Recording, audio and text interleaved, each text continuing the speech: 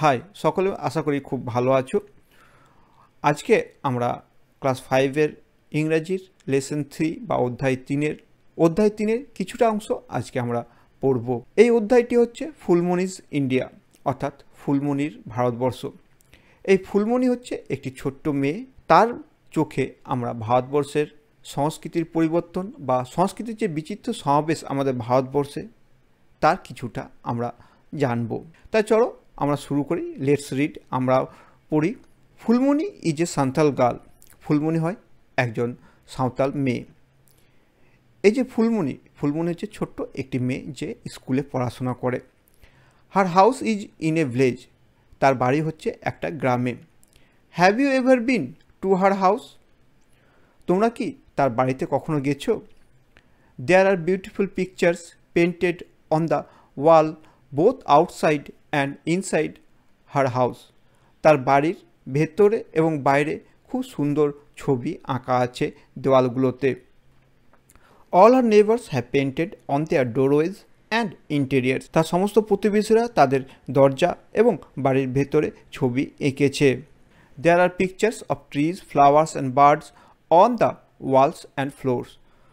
তাদের যে দেওয়ালগুলো আছে, তাদের যে মেঝেগুলো আছে, সেগুলোতে কী আঁকা আছে? গাছের ছবি আছে, ফুলের ছবি আছে, পাখির ছবি আছে। তাহলে এই সেন্টেন্সটা যদি আমরা বাংলায় বলি তাহলে এরকম দাঁড়াবে: দেওয়ালে ও মেঝেতে গাছ, ফুল, পাখির ছবি আঁকা আছে। Phulmoni like her elders love to paint on the mud walls. Phulmoni তার বাড়ির বড়দের মতো মাটির দেওয়ালে ছবি আঁকতে ভালোবাসে বা রং করতে ভালোবাসে। She uses many colours. সে অনেক রকমের রং ব্যবহার করে। Her teachers told her that even in ancient India people use to paint inside the caves and on the rocks of hills. তার শিক্ষক বা শিক্ষিকা তাদেরকে বলেছিলেন যে এমনকি প্রাচীন ভারতেও লোকেরা গুহার ভেতরে এবং পাহাড়ের পাথরের গায়ে ছবি আঁকত। Her teachers told her that the rocks paintings of Bhimbetka are more than 20,000 years old.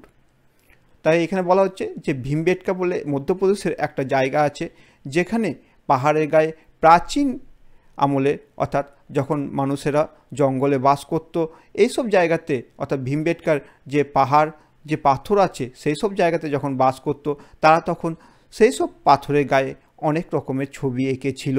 সেই ছবিগুলো প্রায় 20,000 বছরের থেকেও বেশি পুরনো।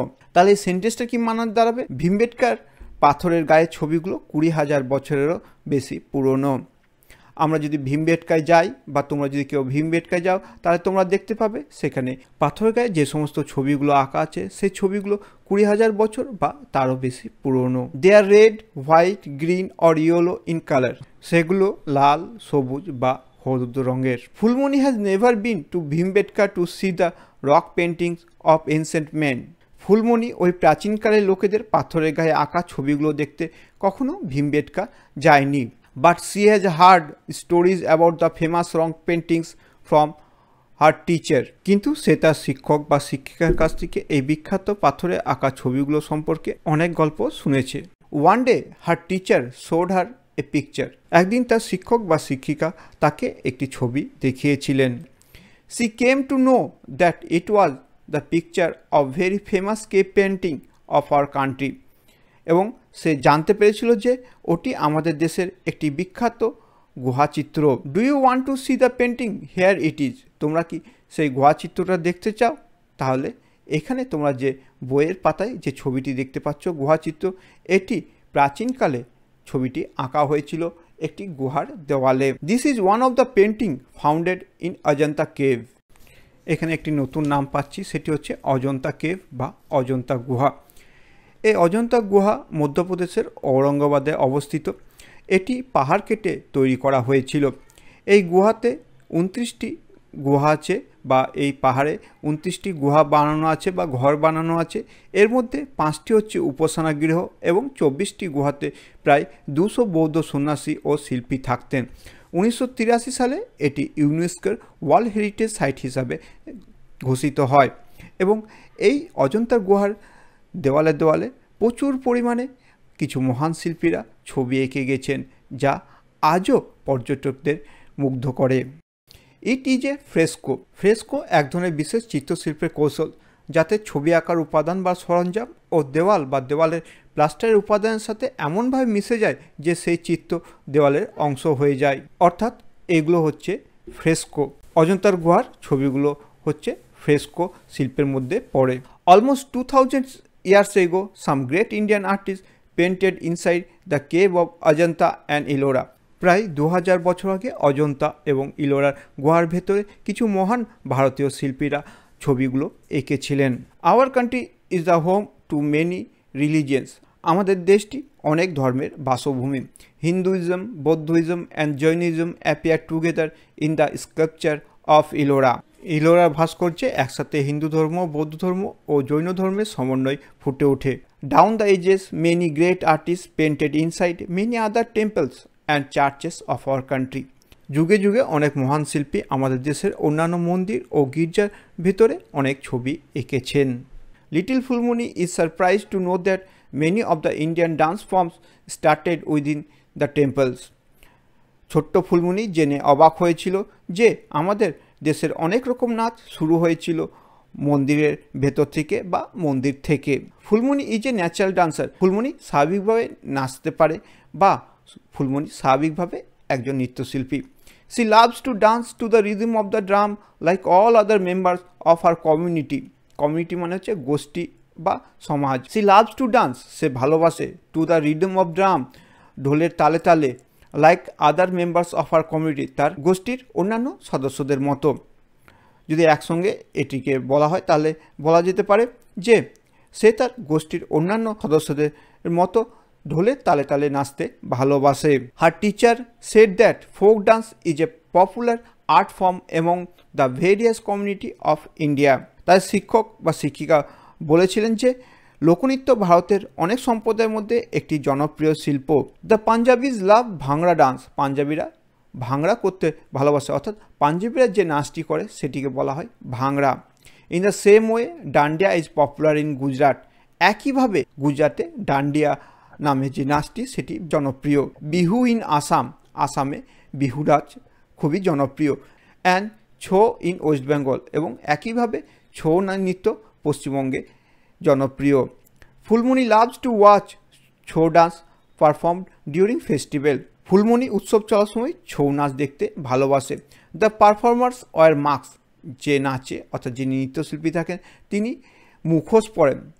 দে shakes their head and jumps in the air in harmony with music. Perform করে বা নাচে সে কী করে, তার মাথা নড়ায় এবং সে হাওয়াতে লাফায়। ইন হারমোনি উইথ মিউজিক, গানের তালে তালে বা বাদ্যযন্ত্রের তালে তালে।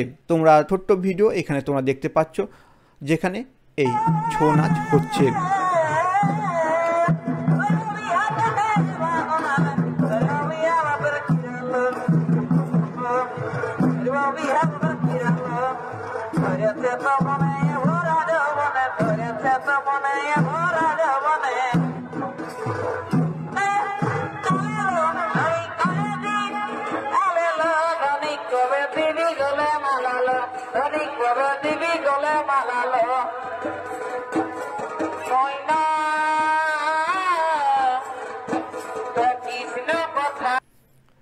Fulmuni always cries out in joy at the end of the Chhau dance performance.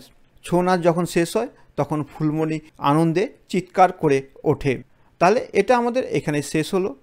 এরপরে আমাদের কিছু অ্যাক্টিভিটি আছে বা অনুশীলনী আছে, আমরা সেগুলো করে নেব। আগে তোমরা যেটুকু পড়ানো হয়েছে সেটুকু পড়ে নেবে, তারপরে এখানে এই প্রশ্নের উত্তরগুলো নিজে করার চেষ্টা করবে।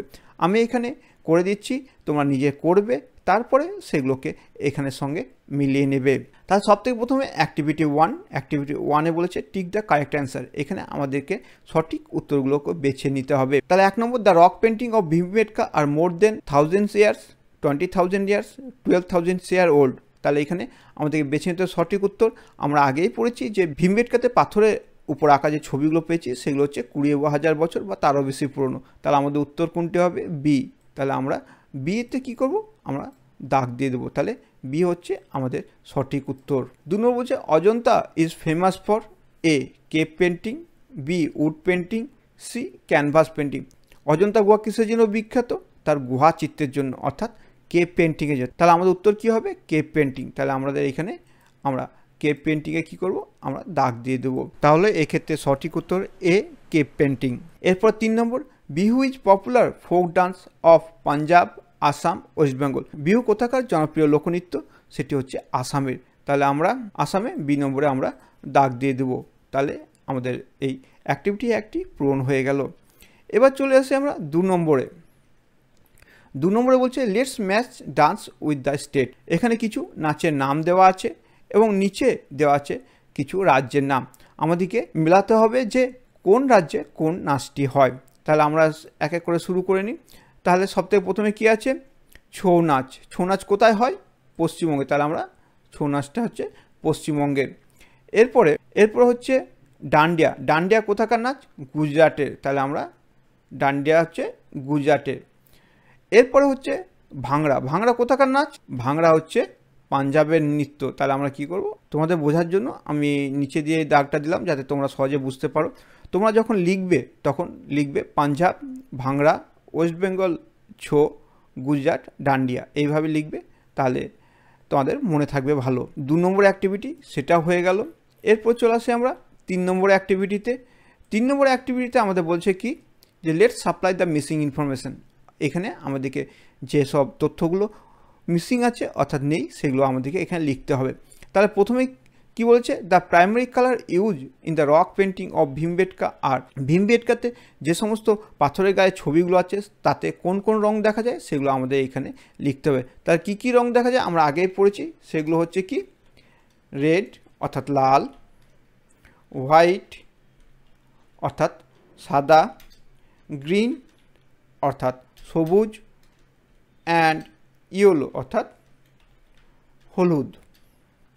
তাহলে এই রঙগুলোর নাম আমরা এখানে লিখে দিলাম। এরপরে 2 নম্বর, most of the Indian dance originated from. অর্থাৎ বেশিরভাগ ভারতীয় ডান্স কোথা থেকে সৃষ্টি হয়েছে বা কোথা থেকে তৈরি হয়েছে? কোথা থেকে তৈরি হয়েছে? মন্দির থেকে অর্থাৎ টেম্পল থেকে। তাহলে আমরা এখানে লিখে দেবো টেম্পল। তাহলে আমরা এখানে টেম্পল লিখে দিলাম। এরপরে 3 নম্বর, sculptures are found in. Sculptures মানে কি? ভাস্কর্য। ভাস্কর্য কোন গুহাতে দেখতে পাওয়া যায়? ইলোরার গুহাতে। তাহলে আমরা লিখে দেবো ইলোরা, ফাউন্ড ইন ইলোরা। ইলোরার গুহাতে আমরা ভাস্কর্য দেখতে পাই।